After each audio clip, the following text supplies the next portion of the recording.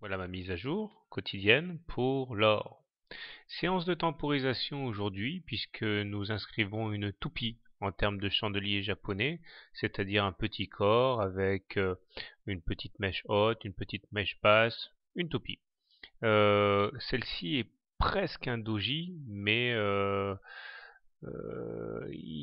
elle a peut-être un corps un petit peu trop gros pour être assimilé à un doji. Enfin bon, bref. Le plus important surtout, c'est de remarquer plusieurs choses.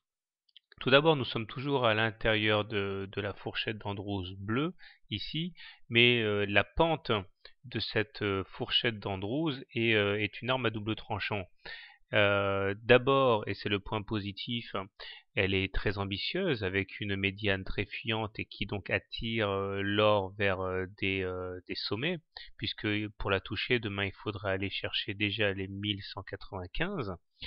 Et c'est là également son point faible, c'est qu'on se demande comment elle pourrait trouver l'énergie pour rattraper la médiane, alors même qu'elle ne cesse de temporiser. Et je vous rappelle que les médianes sont faites pour être ralliées, et si on venait à sortir de la fourchette d'Andrews sans que la médiane en eût été ralliée, vous savez très bien ce que ça veut dire. Il faut s'attendre à une explosion dans l'autre sens, autrement dit, le sens de la baisse. Une autre chose qui mérite attention, sans doute, c'est le fait que nous accumulons des divergences sur tous les indicateurs. Je m'explique.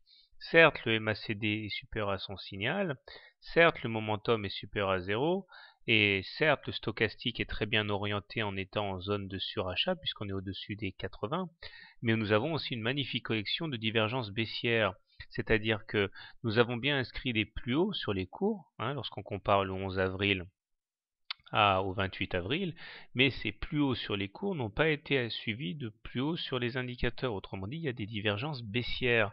Cela montre que la tendance n'est pas aussi saine qu'on pourrait espérer. Seule façon, en gros, pour mettre tout le monde d'accord, il faudrait que demain, très très vite, on parvienne à s'extraire de la Bollinger supérieure, donc aller au-delà de la Bollinger supérieure, ce qui pourrait permettre d'insuffler un petit peu de folie. Mais si on temporise trop, eh bien, ce sera impossible d'aller chercher la médiane et les divergences baissières sauront se faire payer. Rien n'est perdu, mais il ne faut plus glandouiller.